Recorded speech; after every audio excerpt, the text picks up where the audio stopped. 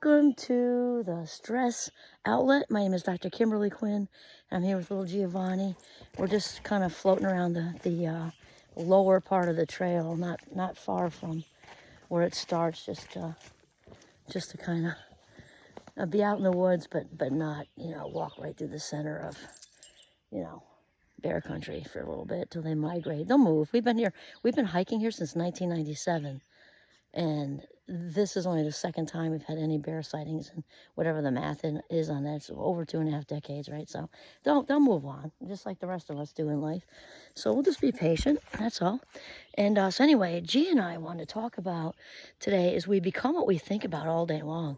And it's like simple, gotta get a good back scratch sometimes too. It's simple yet profound. I think many of us know that, but we don't always reside in the truth of that, because the thing is, it can be all too easy to allow and the word is allow ourselves to slide into autopilot, because it just feels like, oh, I'm just gonna, be mindless for them. And it's just not a good idea. We're not saying,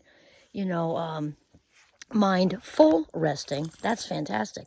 But the thing is, there is no bigger thief of life minutes, of our valuable life minutes that we are not getting back ever once they go by, then autopilot just robs us of our nowness, And so it's very, very, very, very important to fully get that, because when we allow our mind to just go, and I'm not talking in an intentional way, I do that frequently with my creative endeavors, but it's on purpose.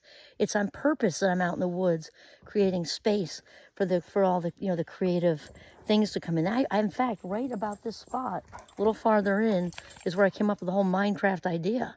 Because when we open the doors to that and create the space, creativity, inspiration just comes from everywhere, especially up by Inspiration Bridge, which is currently where the bears are residing. So we're not going to do that on this day. But it just flows through. So that's different, because that's mindful, purposeful, creating white space versus, forgive me for saying the word lazy, but that's really what it is. Because when we get lazy, I'm not saying judgment that you as a person are lazy. We all have, cognitively lazy moments for whatever reason.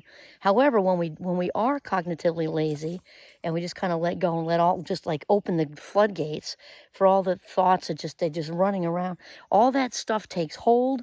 And, the self-deprecating, all the past memories that are long since over. And then there goes our life minutes. Because when we bring up the memory, we bring up the attached emotion.